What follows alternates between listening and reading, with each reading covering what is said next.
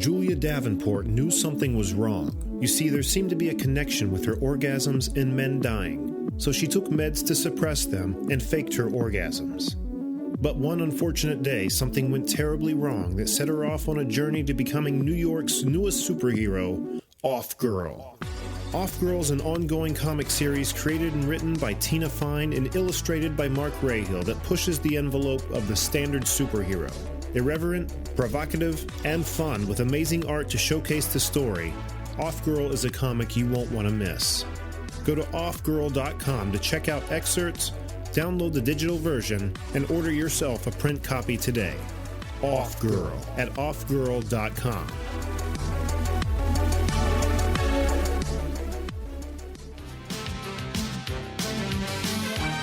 Whoa, dudes, Michelangelo here from the Teenage Mutant Ninja Turtles, the original one! Yeah, and you are listening to Canned Air Podcast. It happens to be a tribute to comics and pop culture, like yours truly, Cowabunga!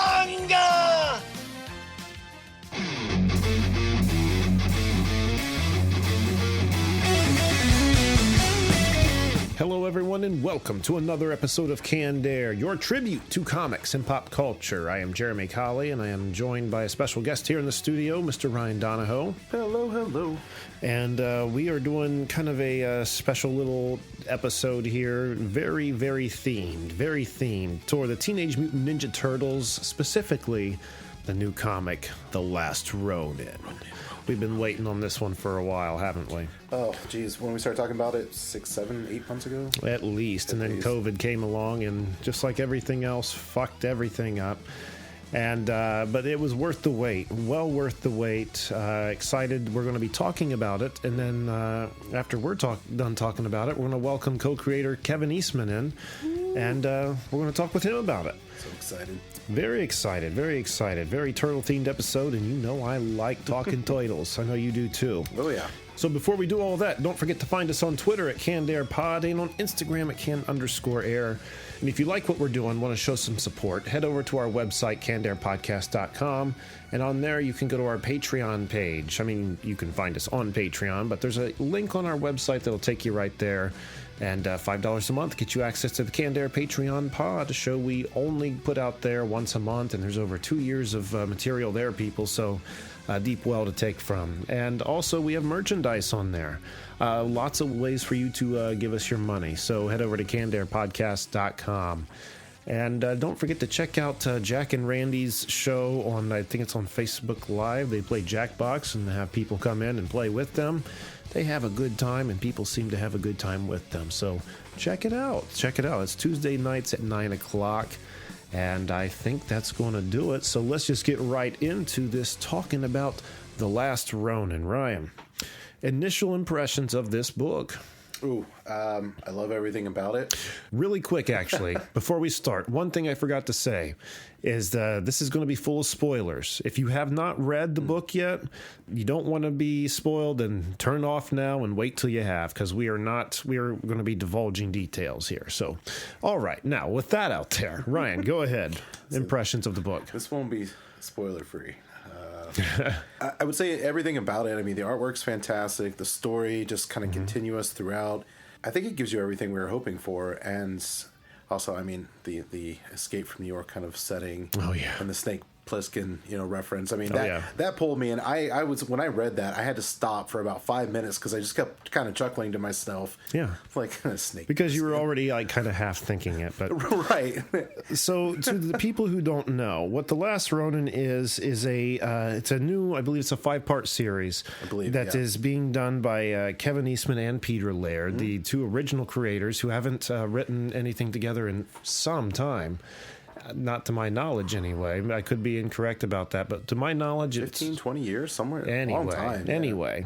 And not only are those two together, but they brought in Tom Waltz, who, if you've been reading the IDW series, I mean, regular listeners of the show probably getting sick of me saying it, but Tom Waltz is the shit. Tom Waltz is one of the definitive Teenage Mutant Ninja Turtle writers. The best I've ever seen, personally. I enjoy his work.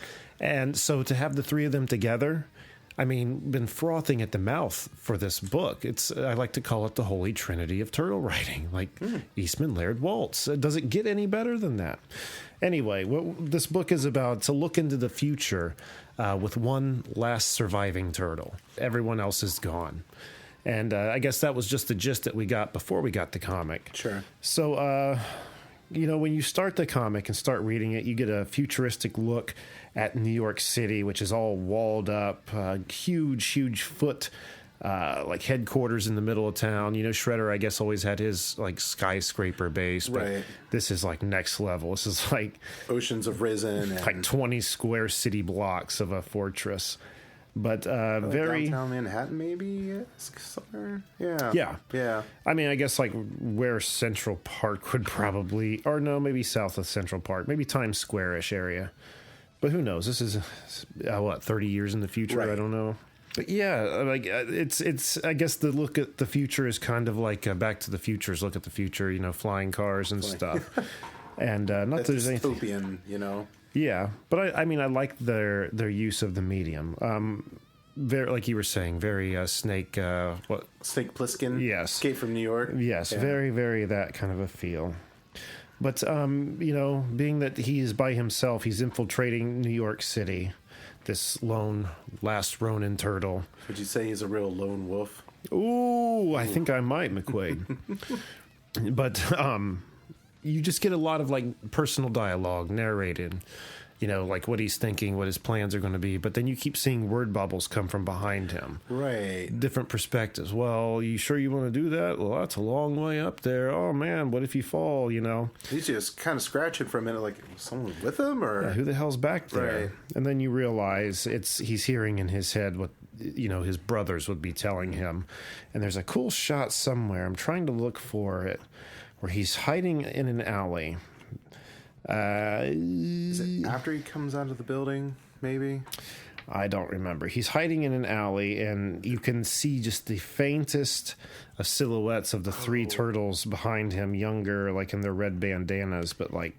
I think it's before he goes in, but it's before he ends up out in the sewers, yeah. I'm not sure where it's at. It doesn't matter. The listeners can't hear that. That's true. They can envision it. Yeah. And essentially, the Foot, who's in charge of the Foot, is Karai's son, Shredder's grandson. Right. I can't recall his name at the moment, but and it seems like he is the one who's responsible for the turtle's death. So he's, this Last Ronin. We'll get to who it is here in a little bit. I'm sure you already probably know. We didn't say already, did we? I don't think we did. We didn't say. No, not yet.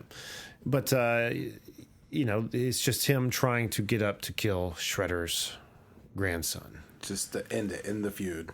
Yep. Have his revenge. Yep. And it doesn't go quite the way he had planned, but...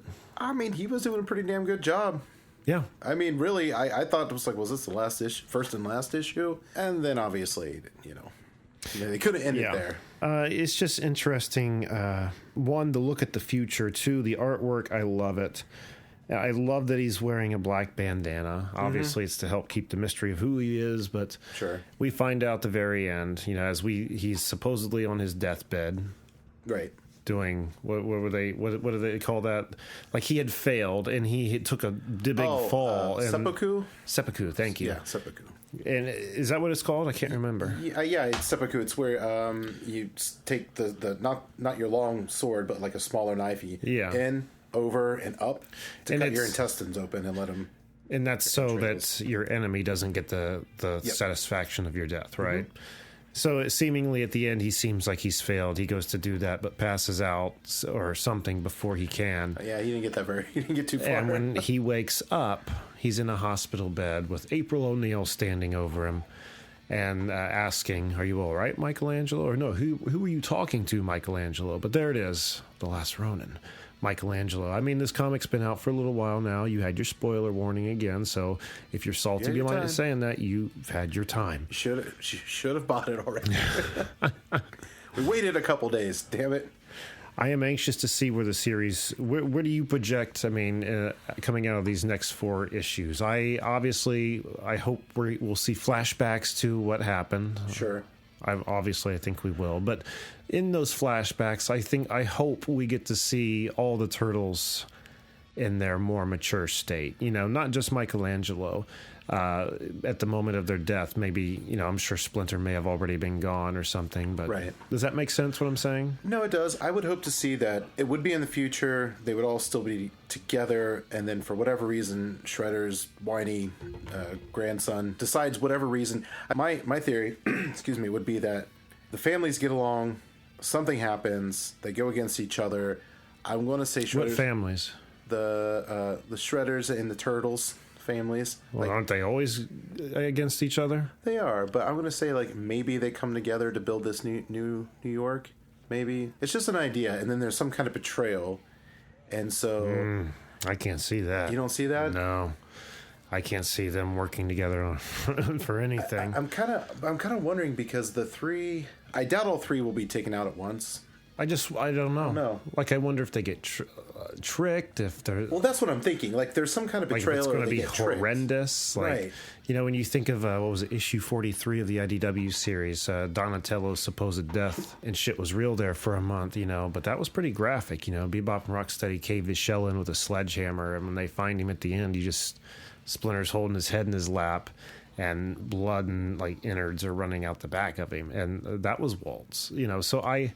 have no doubt. And, this is, harking back to the Mirage days of the Teenage Mutant Ninja Turtles and when it was dark and gritty. Sure. So, again, with those three pistons firing, the Eastman Laird Waltz engine on this book, I can't see, no matter what they do, being disappointed. Maybe a Red Wedding situation. What's that? The old, from Game of Thrones, where under false pretenses they're brought in and they think that they're safe. But really, it was an ambush. It was a trap. Oh, yeah. And they essentially murder everyone. And a few people get away in this instance. Let's say it was one of the Turtles and April get away. Perhaps they were there. That's what I'm saying. Maybe not getting along is the wrong way to say it, but maybe they're lured in under false pretenses. Shredder's grandson, brings them there, or... Yeah, because he definitely takes credit for their deaths. Correct. Yeah. In this one. So that's what I'm thinking. Maybe. So we know it wasn't Shredder or Karai that right. ended them. It was definitely the grandson. It was the grandson. So yeah, he does something sneaky to lure them in there, and I bet he does something like that where he ambushes them, and who even knows what his beef is. Well, I mean, he's a Saki, right? Yeah, but I mean, at this point, I feel like there's more important things going on than killing the Turtles. We don't know. I mean, that's a future we don't know. A walled-up New York City, flying cars. It looks pretty bad, It looks pretty horrendous. It looks horrendous. I wouldn't want to live in that world, but I think that's really the point. Something I found really funny: the foot soldiers didn't get any smarter. 30 years in the future. No. And they have a new look to them, too, don't they? I mean, do. Obviously they should, because it's in the future. And also, what was it? Stockman Tech, the flying mousers and stuff. The flying mousers, the dogs that look like the Chippendale Rescue Ranger. Robot dogs? Robot yeah, dogs. They do. What was another inventor that created those? Kind of like Baxter Stockman. Yeah. Yeah, these foot soldiers are very high-tech, have red visors and stuff, and... Man, it's pretty brutal. There's a scene here, where he puts a katana straight through one of their necks. And I don't know if this is just armor, if they're actual robots. Maybe that was alluded to. Maybe it's a human-robot hybrid. This reminds me a lot of... do you remember in the 2003 Fox series, the first, season, I think it was, City at War? I don't remember what it was. But it was the Turtles were finally taking down the Shredder. And they were there's no easy way to do this. There's not going to be sneaking in. They're we just have to make a diversion. Yes. And take this fucking building floor by floor by floor. It was a giant tower as well. Yeah. To get there. And they ended up making a really awesome video game out of that, too. I think it was... Oh, the one on the GameCube. Yeah. I have that. That was a great game. That was a great game, yeah. But that's what that game was based on. You just are fighting your way up through Shredder's complex. And that's kind of the vibe you were getting here. He would have done that, but he was trying to, fling himself up, to a higher window to get closer to him. I don't know. I'm probably butchering this. I'm kind of flipping all over the book as I explain it. I don't want to just tell you everything as it happens.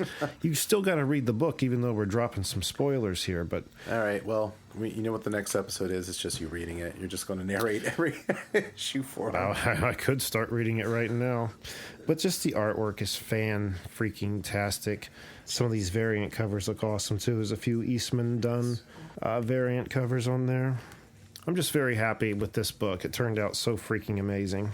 I mean, it's probably the first time in a very, very long time I've been excited about a comic book. Not that I haven't enjoyed the other series, but I haven't really kept up on it.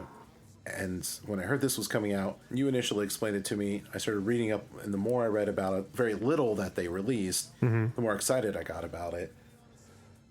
And yeah, I can't wait to see if this does well. They do like another collaboration like that, just not an ongoing 100-odd issue plus series, but just a small little.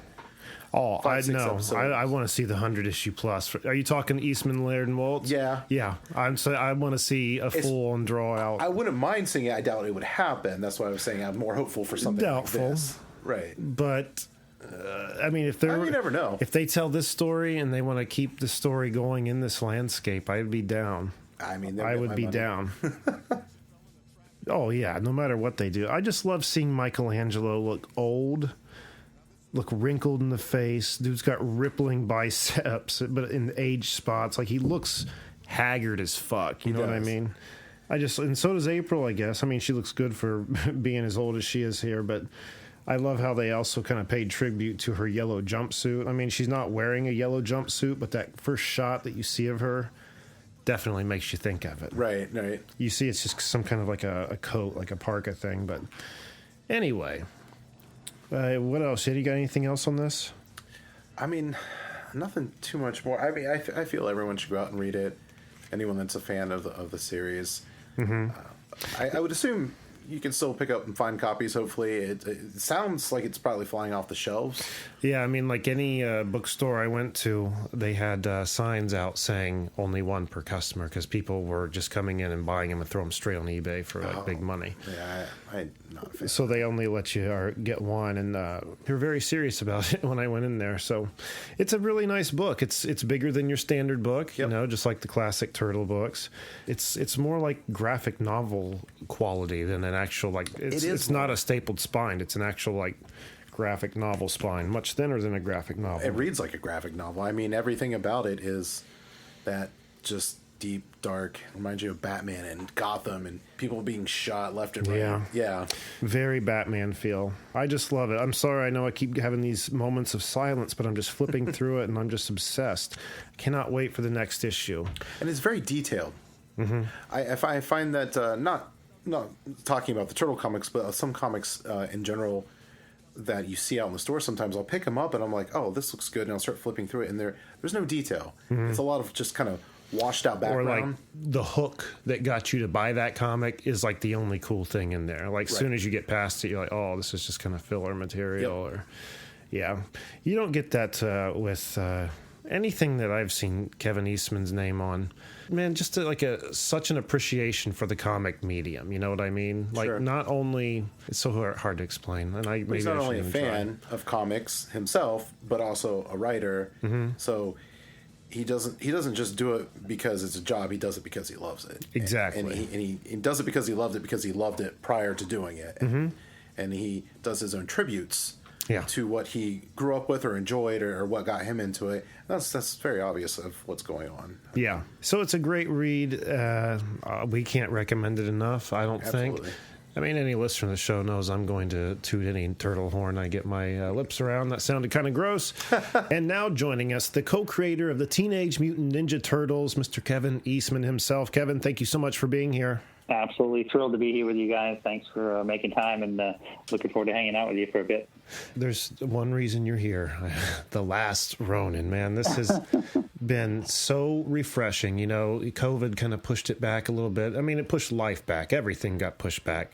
But man, so worth the freaking wait. And I think it's something that hardcore TMNT fans have kind of wanted to see. And I guess we have seen, you know, future stories of the Turtles. Maybe in the 90s, I think Image did touch their stories in there a little bit, but nothing quite like this. So just curious, you know, was this an idea that you or Peter or the both of you had around for a long time, or how did this idea come to be? No, it's great. It is one of those things that, you know, when you arrive at a lifespan of a property, especially the Turtle now, you know, ending up 30, 35 years, 36 years old, you know, you feel like sometimes that every idea has been, you know, thought of, explored, and executed in some way, shape, and form. But in this particular instance, it was actually, this is, you know, solidly based on a story that Peter and I wrote back in 1987. We were getting towards the end of, I think it was around issue 11,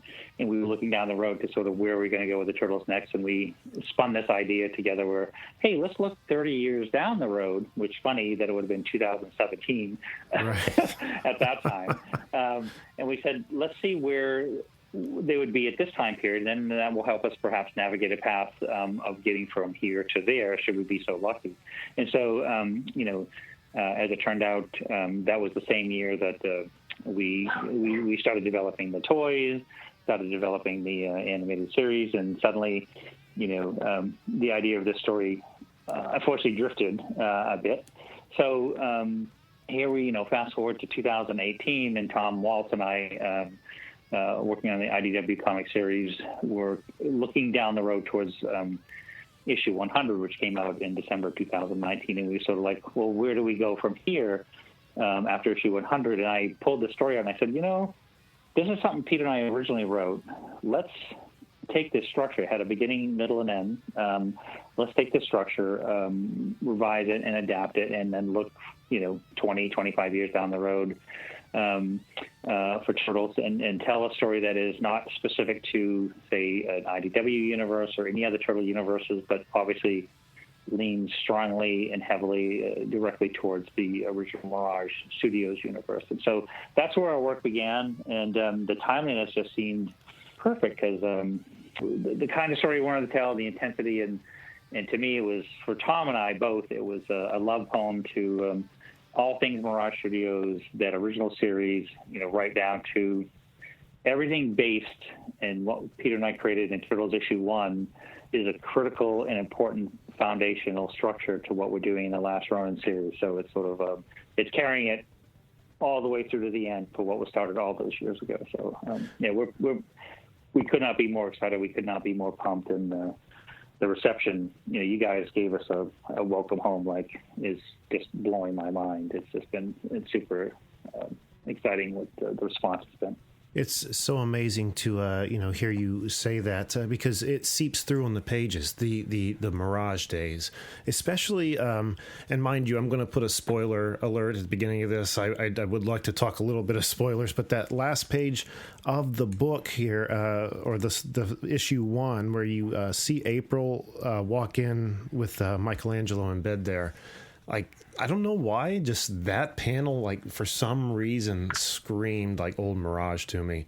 And I don't know, there were other things in the book that aren't coming to mind right off the top of my head. But for you to, you know, be writing with Peter again and to bring Tom into the mix, I guess, what was it? Was it very familiar space that you were working in, or was it like a whole new collaboration? What was it like working in this environment again? You know, I look at it like my career, in that I stand on the shoulders of giants. And by saying that, it's like guys like Jack Kirby and Frank Miller and so many others that inspired me to even get into this business. So, this will sound kind of funny and almost a little weirdly meta, but it's sort of like, you know, what Peter and I did, our love and passion for all things comics, especially our mutual hero, Jack Kirby, all that went into those original Mirage Studios comic books. So the fact that we're revisiting some of those same feelings and some of those same emotions with this series has just been, you know, it really gives you goosebumps. You know, me personally as a writer, co-creator writer, and what we're doing gives me goosebumps, and I'm excited like I've never, like the early days, if you will. So, and one of the things that we really wanted to specifically design was, and I don't want to give spoilers, but I'm going to say that, the intensity of Tom and I designed that the last word in issue 1 is going to be Michelangelo. So that's when all the fans are going to find out who the Last Ronin is. But you're going to see things in each of issue 2, 3, 4, and right down to 5 that will take you back to some of those Mirage series moments. And I'm saying too much already. You'll get it when you see it, but we're paying respects to that original creation, and it's been a blast. I feel like it's something new, but it feels like going home. It's kind of like we really did specifically model it after like Dark Knight, because even though Dark Knight was set in a very specific Batman universe, it was not set in any ongoing Detective Comics or Batman ongoing series, but it was sort of reflective of all things Batman, but sort of set in this place in space in a universe that we found very welcoming and familiar and exciting, because it was some of our favorite characters, heroes and villains, and that's the approach that we really took to The Last Ronin. I was just kind of curious, Kevin. Was it always going to be Michelangelo? Yes. Okay. Yeah. No, it was, and I say that confidently, because it was Michelangelo was, even before he was named Michelangelo, the first turtle drawn, all those years ago, was a turtle standing upright. He had nunchucks strapped to his arms and a bandana, a mask on. And so before he was even named Michelangelo, I still consider him the firstborn. And so when we looked at, the other possibilities, which, are all, obviously we love them all dearly. Michelangelo not only represented that ism, the being the firstborn, but also, as a writer and a storyteller, when you look at the story arc of taking a character that is, say more easygoing and lovable and kind of a bit of a goofball in so many aspects, and certainly so many different turtle versions of him, to have him make this story arc that is so deep and so intense and so, it just goes against everything that he is, that we know about him. So we already love him. We already feel bad for him. So it's like it's watching Michelangelo go into a war zone, so to speak, and it does change you and affects you, and losing family members affect you, and so it was an interesting study of one of our favorite lovable turtles, and putting him to a pace where he's gone back to the source of, I'm here to represent family, honor, and I'm going to end this once and for all of my family. And that was really the driving force behind the story. Such a perfect pick. I mean, I don't think there's really any other turtle it could be. He's the most young at heart, I guess, and would have, the toughest journey dealing with all this. Raph already seems like so much of a loner. I mean, not that this wouldn't weigh on him, but again, the story just wouldn't be nearly as interesting if it weren't Michelangelo, I think. I mean, you'd still have my money no matter what turtle you picked, but right. No, but you're gonna, I think it's, you're gonna, as the series goes on there, we wanted the intensity of what we did in issue 1, which is practically, I designed it as one long fight scene, but there's going to be, that's part of our homage to the original Mirage series, where the issues are 40 pages each. They're slightly oversized. It's harkening back to those days that, those original Mirage Studios days. So, but there will be that level of intensity pretty much in each issue, right down to the end. So it gives me goosebumps, and I don't say that often about stuff that I do, but this sounds pretty exciting. I'm pretty thrilled. I'm excited myself. And one thing I picked up on in this book, we were lucky enough to cover Drawing Blood when you guys were running Kickstarters for that. And again, bravo on that project, was fantastic. But one thing that we picked up on and had kind of talked about was during the Drawing Blood book, excuse me, try to say that 5 times fast, Drawing Blood book. But, Ben Bishop did the main art, and then when the character Shane Bookman would have a memory, it would cut to your artwork and was made to look gritty, maybe showing not the best of memories that he's stepping into. And I noticed in this book there was kind of the reversal of that, where it cuts to Ben Bishop's art, but the dream sequence is, since it seems to be a happy memory, one that he misses, very bright and airy and warm and inviting. And thanks for picking up on that. I'm so glad that you mentioned Ben, because that was our surprise that we were waiting. When we finally get to announce issue 2, as Ben being added to the team, was that first and foremost finding the Escosa brothers, Isaac and Esau, who worked with me over at Heavy Metal. They were just the perfect art team and brought this project to bear in such a level of grittiness that has just been, it's like I look at the stuff that when I do Tom and I do the writing and I do the layouts, and then they will send me in pages that they've done, and I'm like, holy hell, that's awesome. But with Ben, I guess if you put it into, I brought Ben in specifically because if you look at, say, the main body of the story being, quote unquote, if you would imagine Dark Knight, I wanted Ben to represent the Batman Year One sort of ism. So Ben's got that style that will bring to bear as he does some of the flashbacks in issues 2, 3, and 4. That I wanted some of. This takes you back to how they got to where they are now and how everything got to where it is now.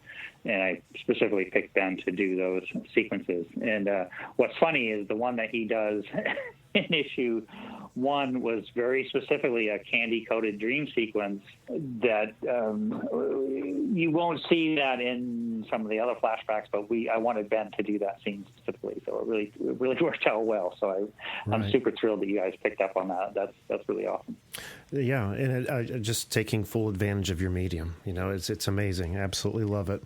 Well, we won't keep you much longer here. Just one quick question for you here. The possibility of this holy turtle trinity of yourself, Peter Laird and Tom Waltz, is your guys' collaborating going to go past The Last Ronin, or is this just it's a contained project? Well, that's a great question, because it is one of those things that we, when we started developing and building the world of The Last Ronin, it was exactly that. It was like I designed a lot of the sets and the set pieces of what New York would look like, the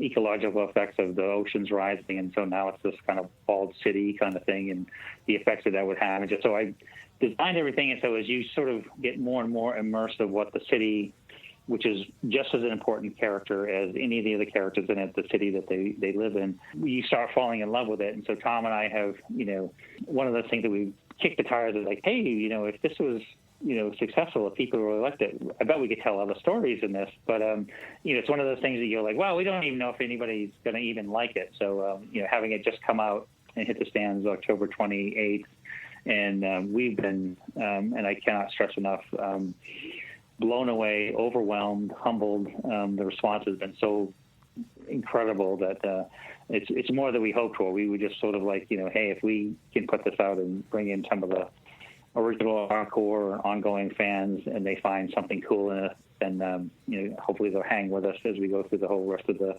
4 issues and complete the series.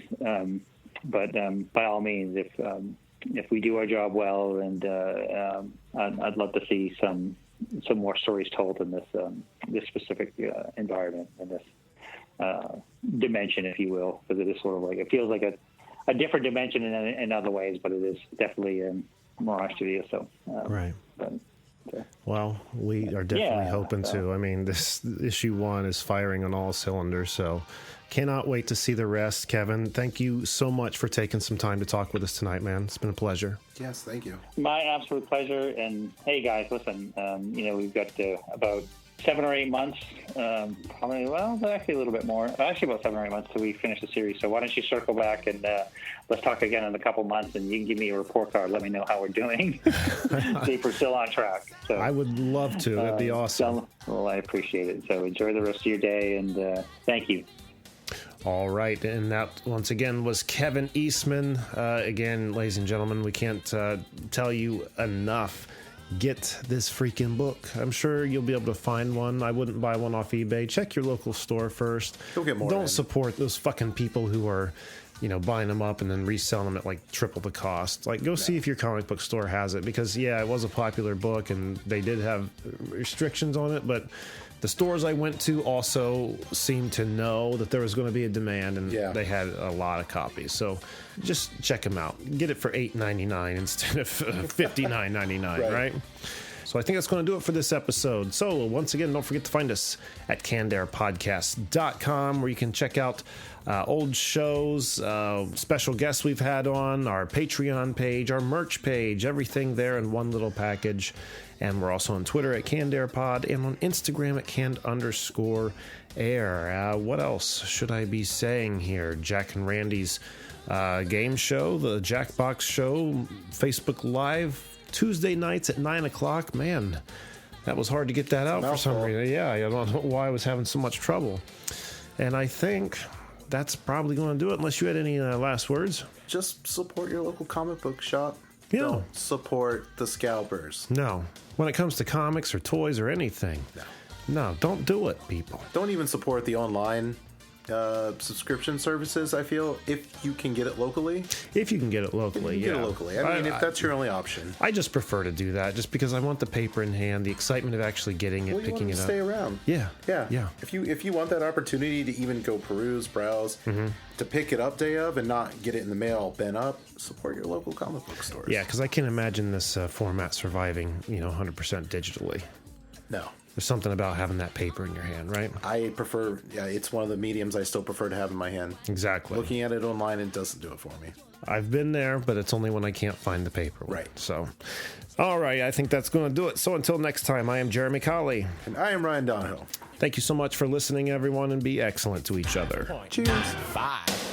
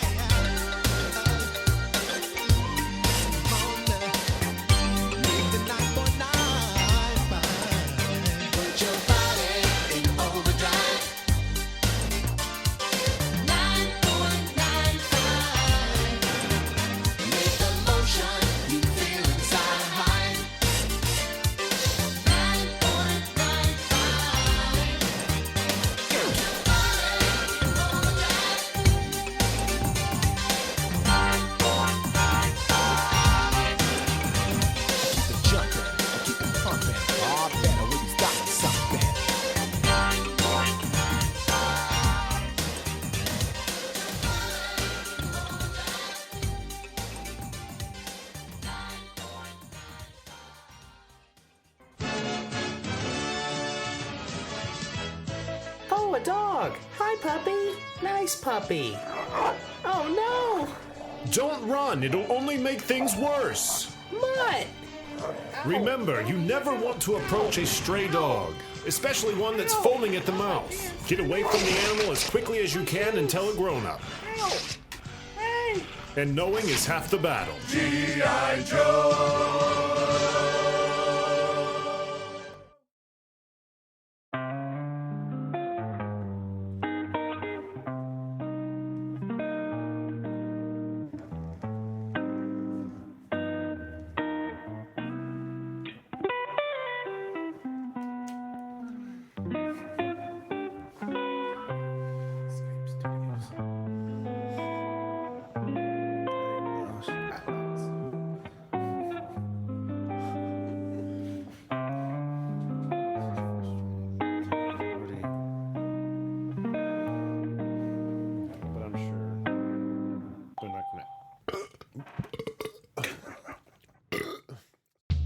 This has been a Canned Air production.